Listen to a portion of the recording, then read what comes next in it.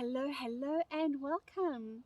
My name is Michelle. I am your emotional resilience coach, and I am so excited to have you here today.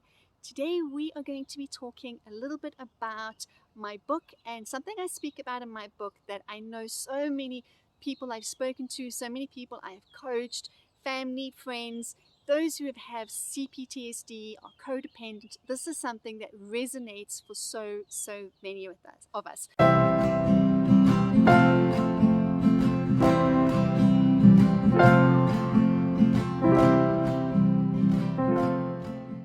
So just bear with me quickly as I read a little excerpt and then I'll explain what I meant by it.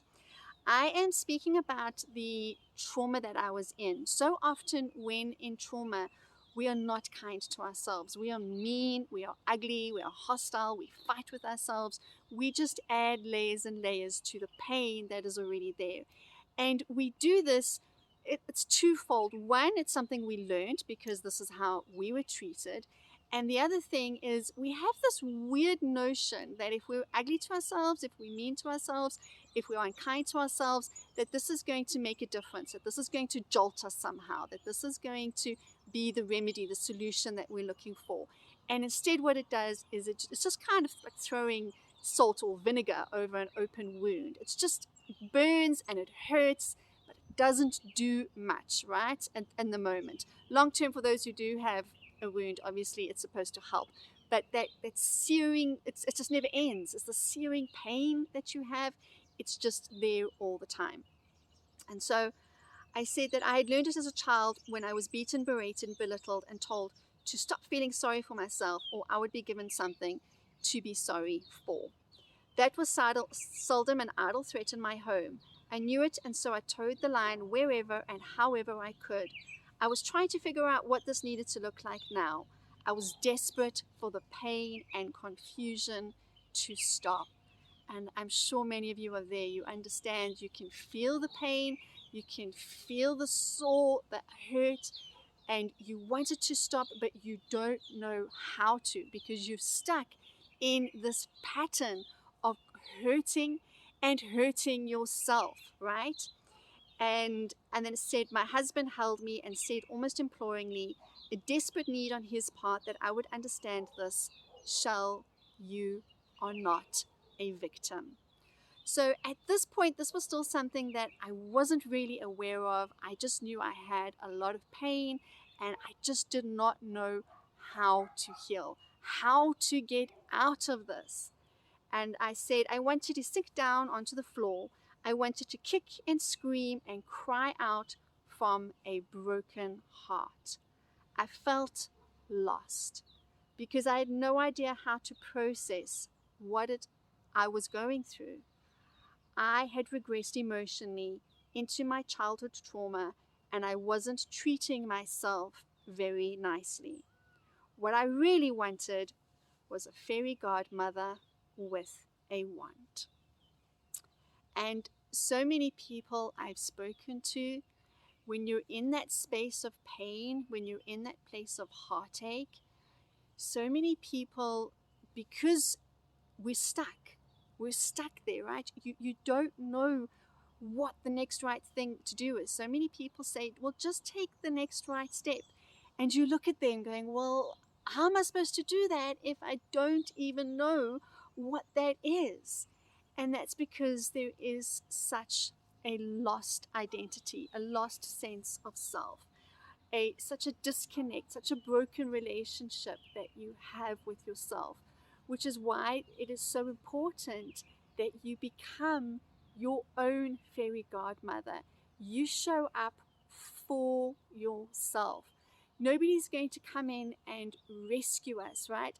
And this is not at all a judgment. This is just so that you can show tenderness to yourself. But this is the child, me wanting a fairy godmother with a wand, right? That was the child in me crying and saying, somebody rescue me, take me away from this pain. I don't want it anymore. I don't know how to release it. I don't know how to be without it. And the longer we are with it, the more it becomes entrenched as part of our existence, as part of our life, as part of our very identities. We don't know who we are without that pain. And then we get to a place where we're going, but I don't want to be here anymore. I don't want to do this anymore. This is too hard. And again, we want out. There's a part of us that is definitely screaming, I need out from here. I don't want to be here. Help me. And I learned that there is a lot of help and a lot of support that comes along the way. But at the end of the day, the person who is going to help you, the person who's going to have your back, the person who is going to be your fairy godmother is you. You need to show up for you. You need to rescue you. And one of the reasons why this is so, and I know this is not necessarily something you want to hear. I know it's really difficult because you're spinning and thinking, well, how do I do it?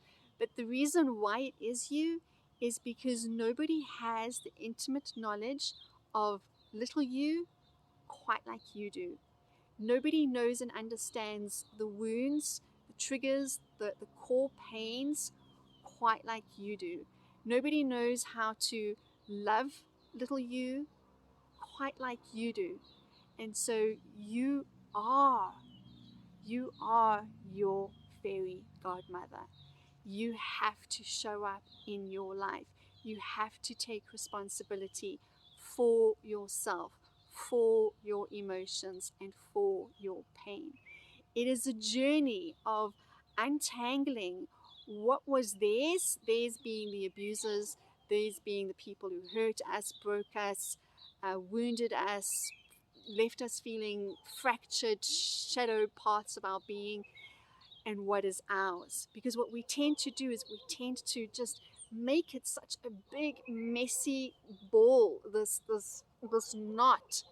And so part of my book, the subtitle of my book is Untangling the Unfairness of Trauma, because it is unfair.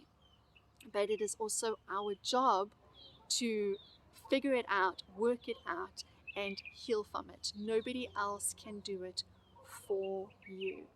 So you've got to ask yourself, am I ready? Am I tired of lying here at the bottom of the pit looking up and waiting for somebody to rescue me? Or am I going to take my power back, and am I going to rescue myself? It is a long journey. It is not easy, but I can say 4 and a bit years later that it is incredibly rewarding. There is nothing quite like it. And as I said, you're not going to be entirely alone.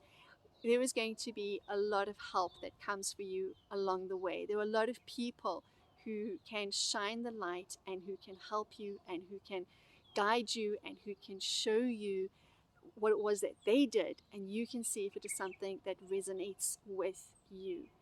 But first and foremost, to be your own fairy godmother, you need to just love you, accept you, make peace with you, and learn to be with you. You need to take care of you. Are you ready? Are you excited? If so, please, please, please do go and get my book. I'm really, really excited that it is available for you. Or if you want to keep going through all the YouTube videos, have a look. Come on over to Instagram. I do Monday to Friday posts there. If you have any questions, let me know in the DMs or leave a comment somewhere where I can see it, and I will do a video answering your questions. Have a most empowered day. Don't forget to hit like, subscribe, and the notifications button.